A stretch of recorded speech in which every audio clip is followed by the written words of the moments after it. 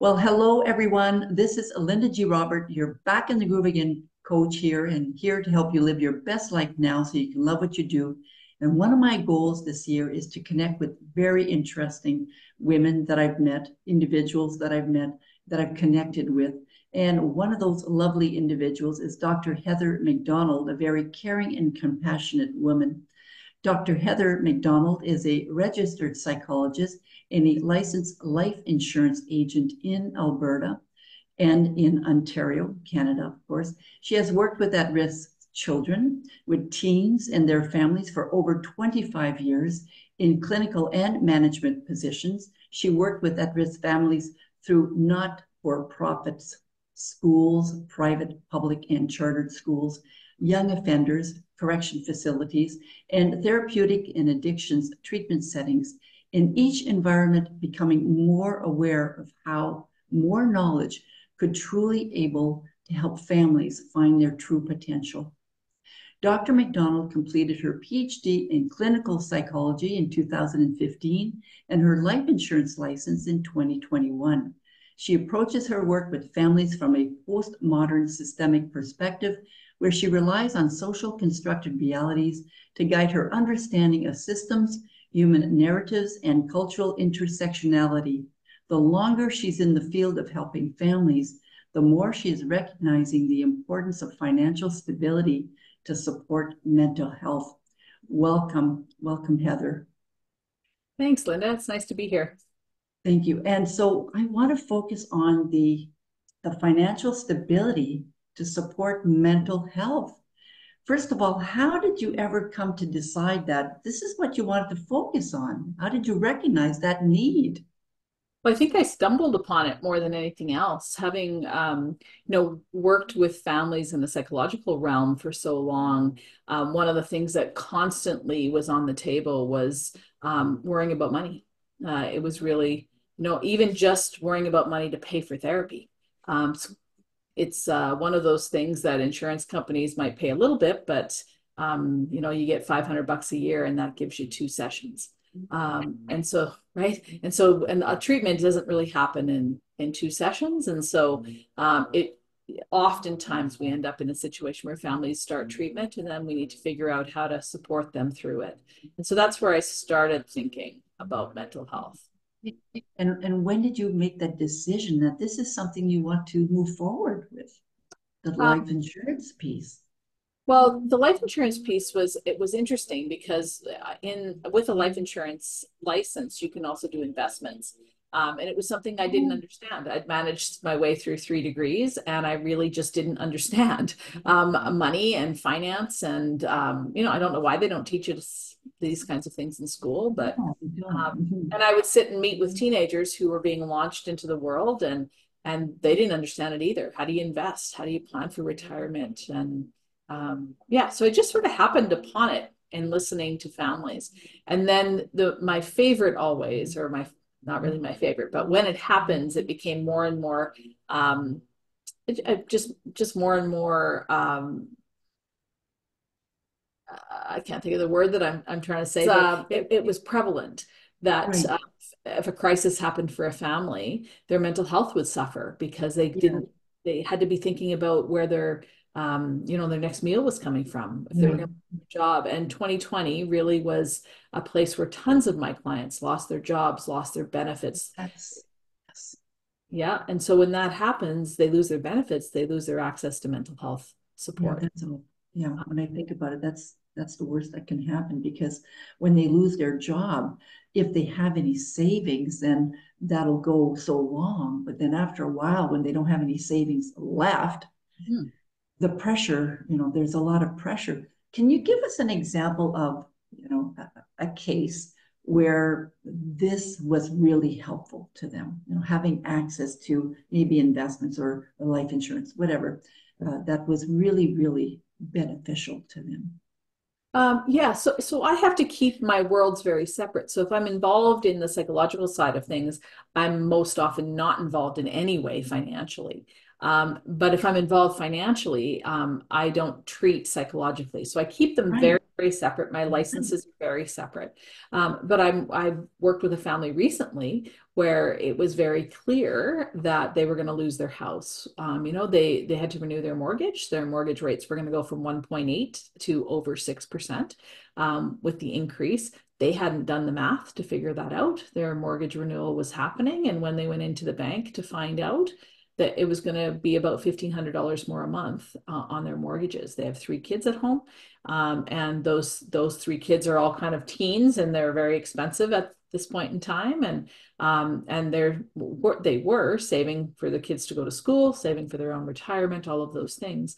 And then, unfortunately, the gentleman, the dad in the house, had an accident at work, and he was off work, and his short-term disability ran out. And so now we've got a situation where they're renewing their house. They don't have any savings because he's been off work, and mom was a stay-at-home mom. And so she's had to go back to work. She's working evenings. He's working in a job that actually isn't what he would like to be doing.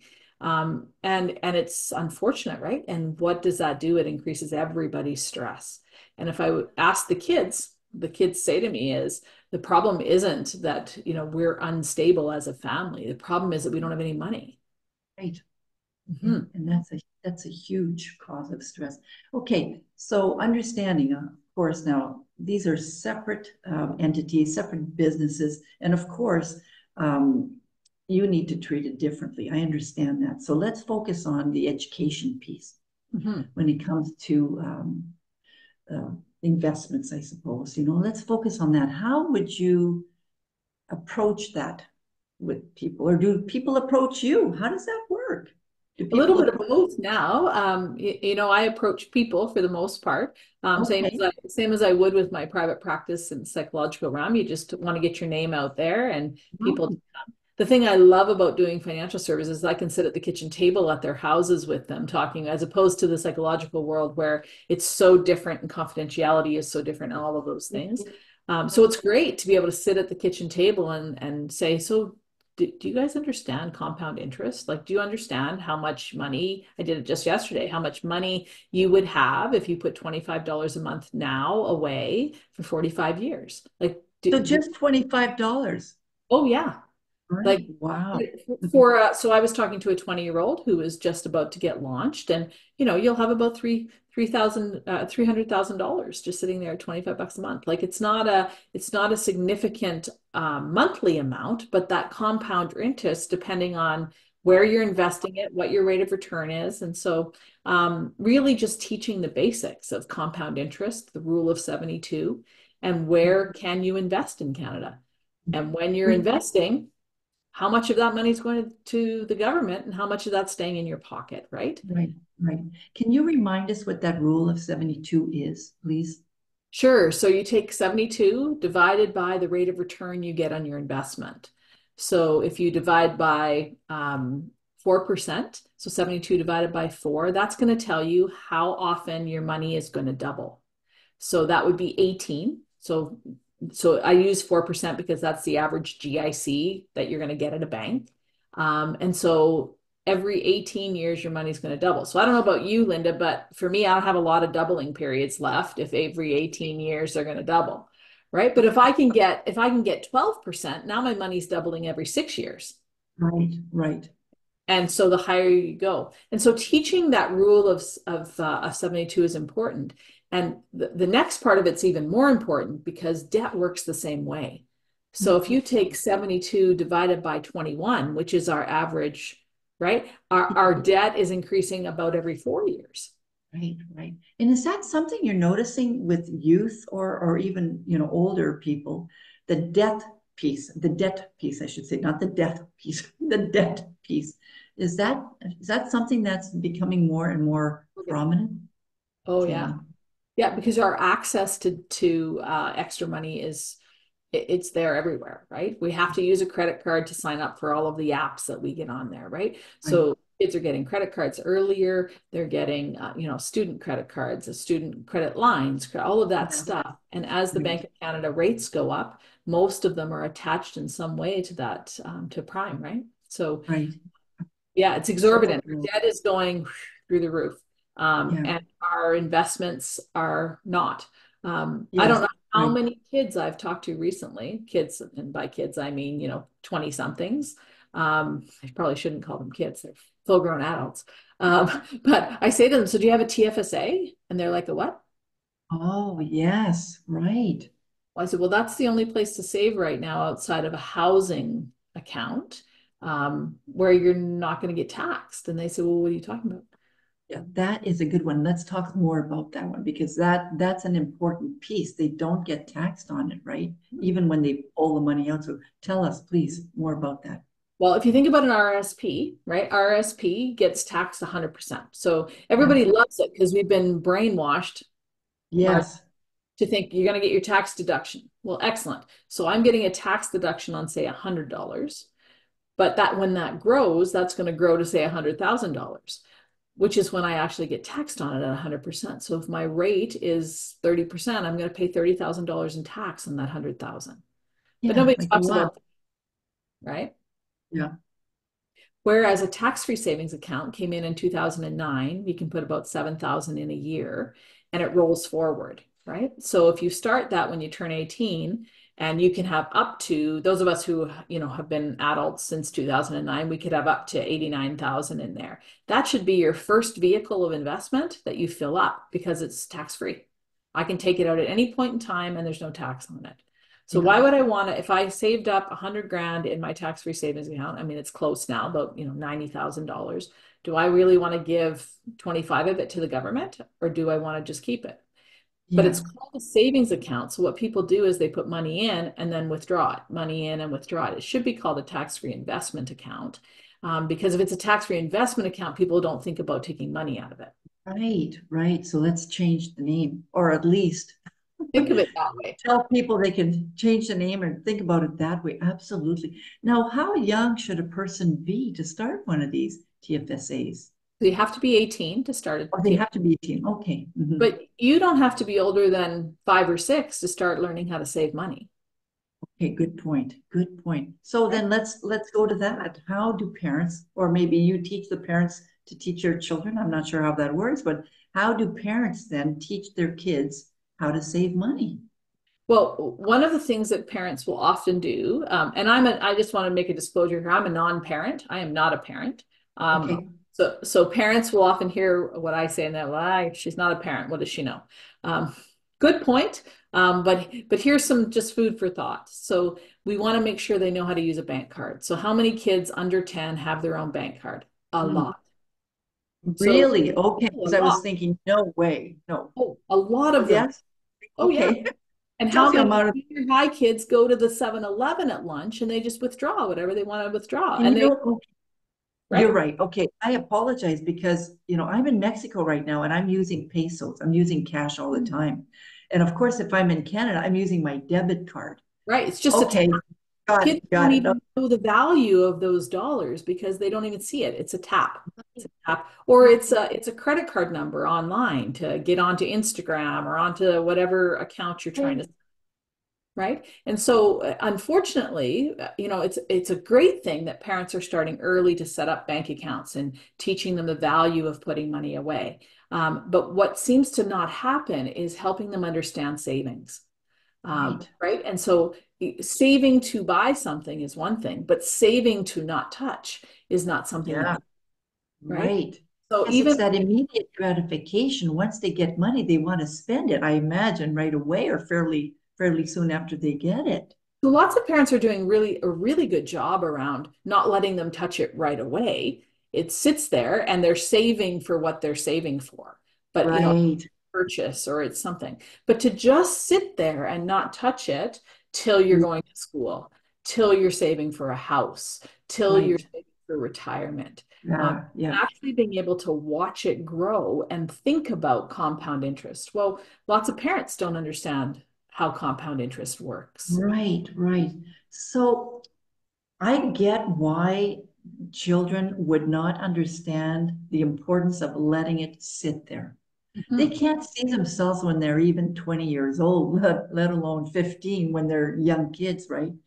So, and I know it's important. I understand the value of that. How can we help them understand that? Is there a way to help? the families know, the parents know that it's important for their child to start investing in money, long-term growth money. How can we convince them or at least educate them on the importance of that? So actually educating families as families. So it's not you take mom and dad into a different room and you talk about finances. It's Right. actually we're talking together as a family about finances. Okay. How much do groceries actually cost? Right. Do we know? How much do we as a family spend on groceries? Hey, do we Right. want to go on a family trip this year? Well, lots of families can't ever afford that. We got lots of families who can, but our kids have no idea how much Yeah. that costs. Yeah. Yeah. Or they get gifted money for their birthdays or Christmas, or and that money goes towards buying these big purchases, Right. right? And so the best way to educate our children around it is by educating ourselves Right. and by demonstrating it. How do we talk to each other about money? What are our family values around money? And that gets us into the mental health. Do we have a scarcity mentality? Like we just Right. have to have enough to get by. Well, by Right. having just enough to get by, what does that do to your stress level at the end of the month? Yeah. Right? Yeah. No, that's huge. That's huge because you're right. Families, well, I'm thinking of my family when I was a young parent. They knew, my kids knew I was putting money in envelopes at the time because I was on a limited budget. They knew that. That I remember because I would show them the envelope. But we really didn't talk about the price of things Mm-hmm. at that time. Absolutely, we didn't talk about that. I might have said, I don't have enough money for this, but that's all I might have said around that. And I think parents, even now, they probably say, sorry, can't afford that, we can't afford that, we can't afford that, but we don't discuss the bigger picture of the cost of certain things and why certain things aren't affordable at this time. Well, and But this, it's interesting, right? Because by saying we can't afford that, we can't afford that, we can't afford that, what are we teaching our kids yeah, about money? yeah, We're teaching it that it's we don't have it.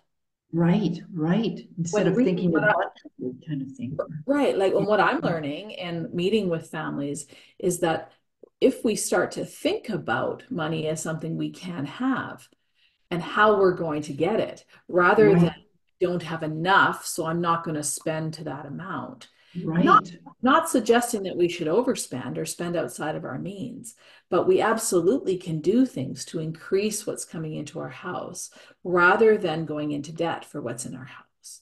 Because Yeah, if you think, go back to that rule of 72, if my debt is increasing every 4 years, but my investments are only increasing every 18 years, I'm in trouble. But if I yeah, can do something to smartly invest and I can get my investments up to 10%, and I can get my debt so I don't have any unsecured debt. Now all of a sudden I have more money to work with. The other thing we don't talk about is that real estate can be a great investment, but it's not savings, right. It's not savings. Yeah. equity. And we borrow against our equity all the time. Well, actually, you're just borrowing against your future. When you think about it, yeah, when you really think about it, do you think this is a cultural thing? And we'll get back to what we're talking about, but is this how we've been raised as Canadians, you know? Well, it's interesting because I would have to say, is there a Canadian culture? Okay, okay, that's a whole other conversation, and you're right. Okay, Yeah, good because point. when I meet with families from international families, or if I meet from Mexican families, or if I meet with Islamic families, or wherever, we have a much different value around money depending what culture we come from, Yes, that's and how right. we talk about it and believe we can have it is different. Yeah. And when we Yes. stress about it, it actually feels different. So I mean, I think about families that come into my psychology practice and they have no money. And then I have to ask them for, whatever it is, 240, 220 bucks an hour to pay for them to be able to talk to me about how stressed they are about money Yeah. and how anxious they are that they're not going to be able to get their kids this brand or that brand. But whereas we've got a lot of immigrants into Canada now, refugees into Canada that have come from nothing. Right. right? Because they've been in refugee camps, they've been in, and their understanding and value around money is completely different than our Oh, understanding. yes, you're right. Yes, it is. And dissecting our values, what we believe about money. I know my grandmother would have spent everything, given everything away while she was here. That was just her value. If you have money, you have it to spend on the people you love, right? However, I was speaking with an elderly woman the other day who said to me very clearly, I don't want to touch any of it because it needs to go on to the next generation. And they were both British women in their kind of Right. 70s, 80s with very different values. So is it about legacy? Is it about living the best life you can now? And it doesn't matter. It matters Mm, that you know what your value is and that you're moving right. towards that.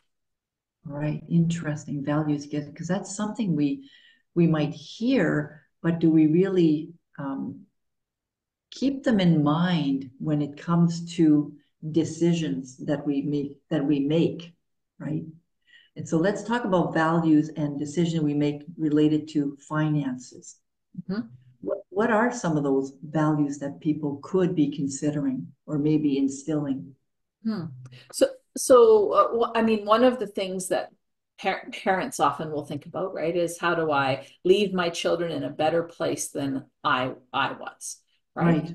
And so, do I want to pass on a house to them? Do I want to, make sure I pay for their education, or am I fine with them taking out a student loan to do their education? Or my values as their parents are going to direct how I spend my money. Is it important to me that my children see the world? Right. And so, what is that value? And none of those values are right or wrong. They're simply what Mhm. guide us. And Right. so, one of the things that I like to teach families about is their financial independence number. What's Mhm. the number you want to have in your bank when you retire? Okay. Whether, right? So, what is that number? And then, how do we back orchestrate that number so that we can start saving now for what that number is going to be? Right. And I have yet to have a family that I've, the odd one, who can tell me this is my number. Everybody should be able to say, this is my number. This is what I'm working towards. Right. Right. But isn't it? I'm thinking, how do you think of the number? You really have to sit down and think about that number. You'd But have you to get think someone about it. like me to come in and figure out the number for you. Okay, that's how you do it? Yeah, that's how they have to do it, right? Because otherwise they're not going to think of that number.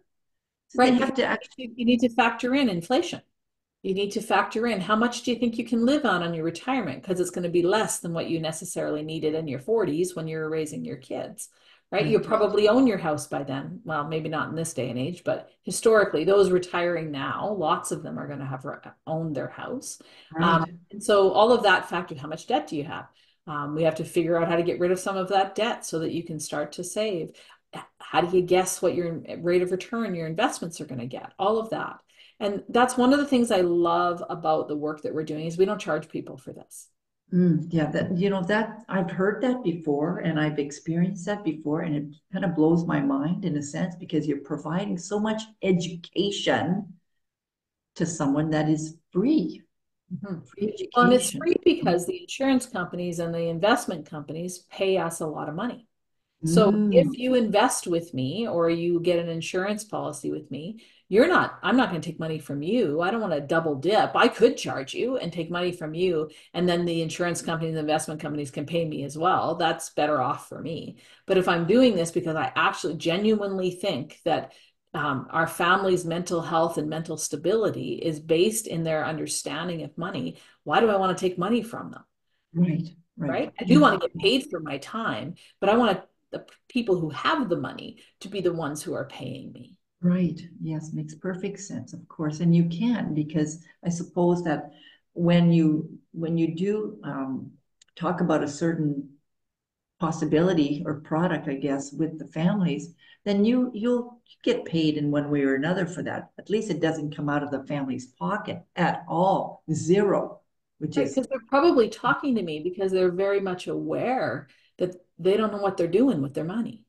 yeah, They're paycheck to paycheck, or they take money out of this account to cover this account, and it's just a constant movement of their money from one account to another to try and get by. And Yeah. what is that doing to our stomach issues? What is that doing to our gut health? What is that doing to Yeah, anxiety, absolutely. our depression? I was chatting with a young man the other day, and he said, he was probably, he's coming up for 40, and he said, I've worked so hard. I worked 2 jobs, and I still don't have enough to make ends meet. Right. Yeah. Well, how does he have time to just exhale?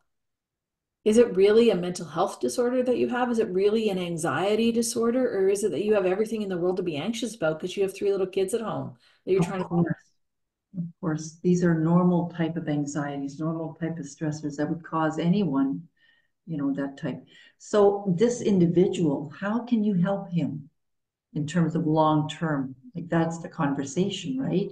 Well, and if I'm helping him on the finance side, first thing I'm going to say is go chat with the psychologist about that anxiety. Let's get that under control. Okay. All right. Let's deal with that so that we can clear your mind and we'll get some level of stability, understanding of your finances. Where is your money going every month? So you're bringing in, let's say you're bringing in six grand a month. Where is it going? Do we know? Right. Well, and your wife's bringing in 4 grand. So that's 10 grand a month. Where is it going? And Right. how much are you saving? How much is going to taxes? How much is going to debt? How much is going to kind of costs that are not movable, right? They're going to be monthly, your mortgage, your Yes.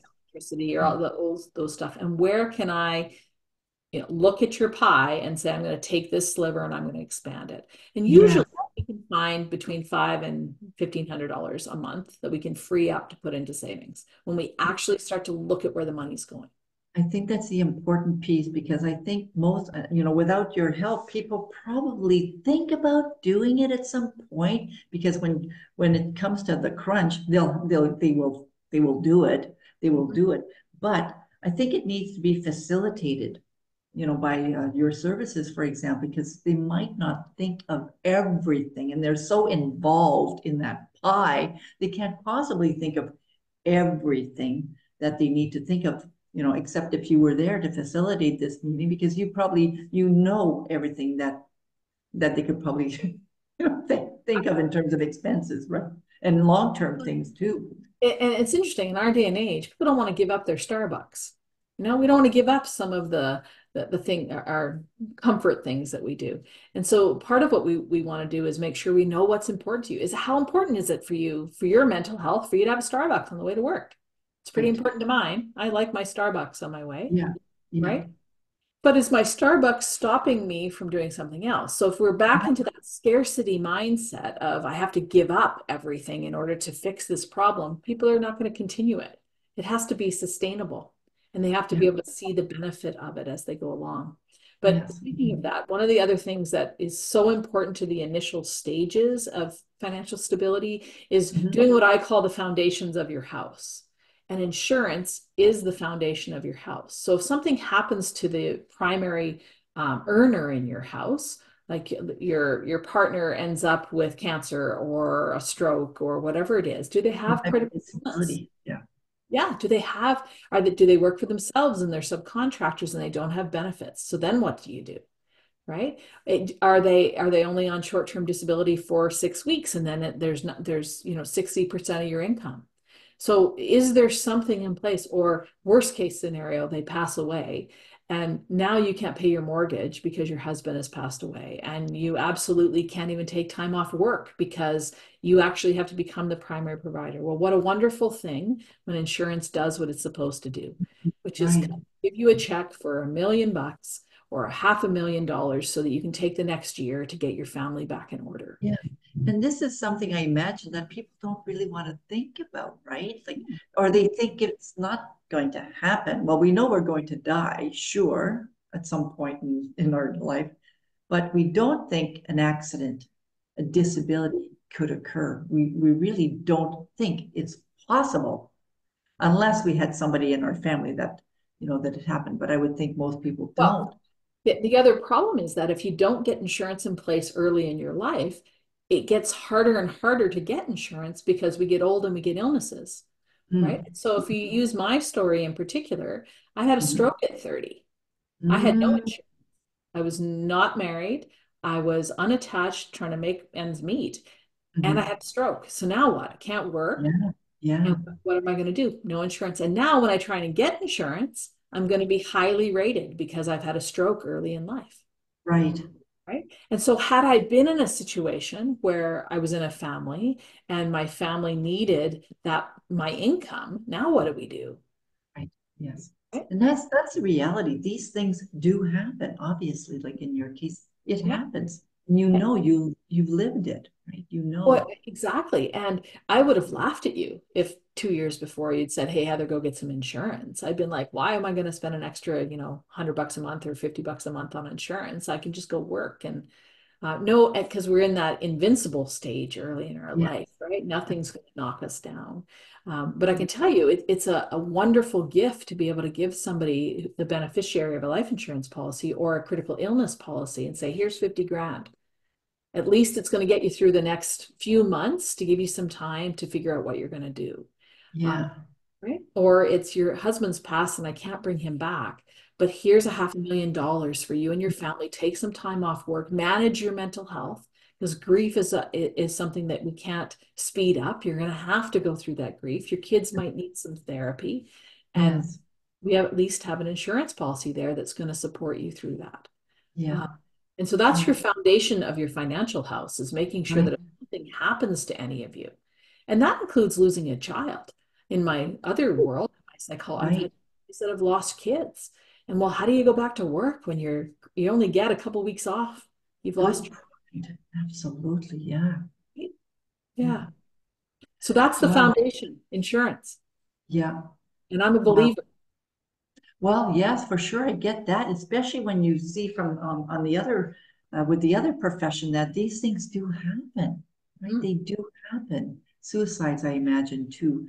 You know, these things happen, and of course that affects the family, and they may not be able to get mm. back to work within a certain amount of time, and then they're getting pressure from work. I can just imagine. Yeah, that's an awful, awful pressure. Yeah. So let's kind of do a little bit of a summary of the importance of a financial plan of some sort that might even include life insurance and the relationship between this and mental health. Let's have a bit of a summary as we get closer to the end of our call.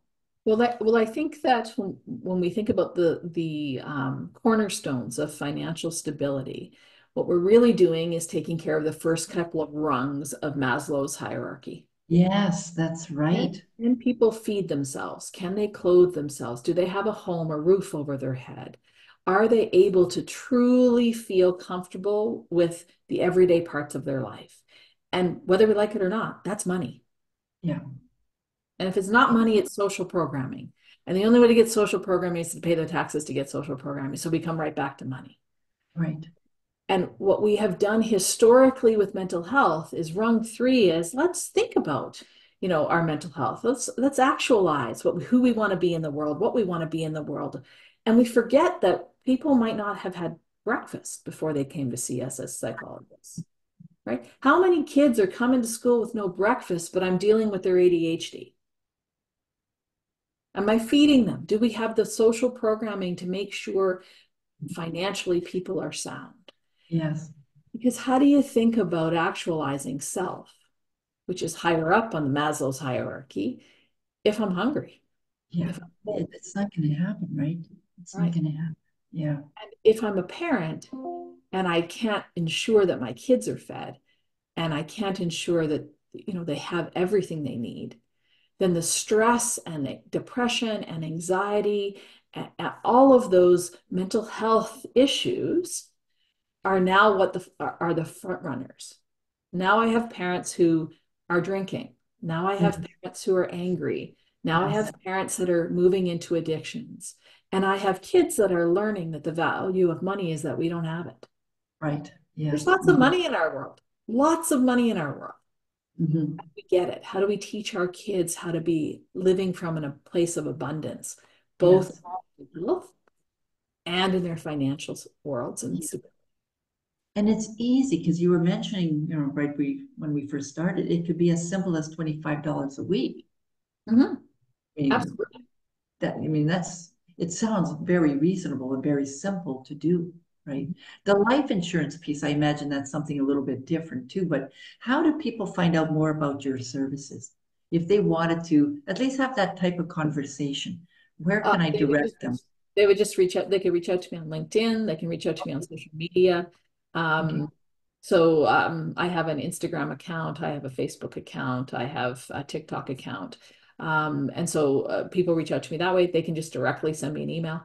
Um, and I'm happy to be helpful to anybody. Perfect. Well, Yeah. The other thank you. the other Yes, please. side of what we're doing is also building a team of Oh, can warriors you talk across about Canada. that then? Okay, Yeah, let's talk so a little bit about that. people who want a side gig to come on in and we'll train you and we'll teach you. And I mean, I'm a psychologist. I'm not an insurance. I didn't wake up one day and go, I'd love to be an insurance broker, right? I didn't. I'll be. I mean, I had somebody like myself who worked with me for 15 years before I got my insurance license. Why? Because I needed help. I was a psychologist who knew nothing about money, right? And so come work with us. And happy to train you, and then that you can train others, and we'll just get as many people as we possibly can. 91% of Canadians are going to retire beneath the poverty line. There's never going to be a lack of need to help people understand money and finance. Right. So there's work to be done. Hmm. Right? It sounds like there's work to be done, and that's to educate the Canadians on the importance of putting some money aside, not for tomorrow or the week after or the next month, but for maybe even for their kids when their kids are old enough. Yeah. I mean, we've heard forever about what do they call it? I call it my safety account. There's another word for it though. Emergency account. Oh, Emergency. yes. And how many people put their emergency account into a bank that's charging them fees? Right. Right? There's tons of banks you can go to that don't have fees. Well, put your emergency money in there so it doesn't bleed out. There's so many different things to learn. Yeah. And that mindset of I actually can have money, I actually don't need to be in poverty, is something that we don't teach people. We teach people Yeah, how to stay out of poverty, not to yeah, believe that we don't need to be in poverty in the first place. right. And I think that's a huge shift that with your help, we will eventually be able to get that, to really get that. You Mhm. know, I love that. And thank you. I want to thank you. And I will be including the links to this video as well so that people can get a hold of you. Awesome. Is there I really anything else you appreciate want to add? Pardon just me? that I appreciate you, Linda. I appreciate you taking the time to hear my story and hear my passion for kind of marrying these two concepts because they're so Well, often in different planets. I know, Uh, but I could see it. I could see the relationship. You know, I worked in mental health for many, many years, 14 years actually, in psychiatry, and I could see it. I understand it, of course. So I thought this is an interesting conversation to add that piece of financial education to that piece. Makes perfect sense. It makes perfect sense. So I want to thank you again for being here. Thank you, and for educating me, reminding me of some things that are very important, and of course, that of educating the people that will be viewing our video or listening to our podcast later on as well. Thanks again. I appreciate it. Thanks for having me, Linda.